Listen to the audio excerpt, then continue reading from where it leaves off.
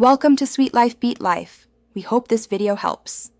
You begin by confirming the Omni Card is active and any activation codes are entered. This guarantees the bank will accept a mobile token. Once done, make sure your iPhone is updated and Face or Touch ID is configured so Apple Pay can authenticate transactions. Open the Wallet app and tap the plus sign to add a card. This initiates camera scanning or manual entry. You're starting the secure tokenization process now, which replaces your card number with a device-only identifier for safety. You'll scan the Omni Card or type the number, expiry, and CVV. Enter the billing address exactly as the issuer has it because mismatches trigger verification delays. Once submitted, the bank will prompt verification. Expect an SMS code, email link, or an in-app authorization from Omni's bank. Respond immediately to avoid timeouts.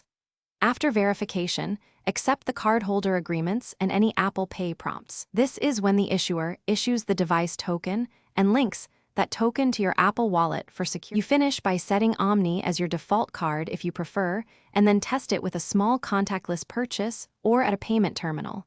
Use Face/Touch ID to authorize. If verification or provisioning fails, stop and recheck card number, billing address, and verification codes. Many issues stem from simple typos.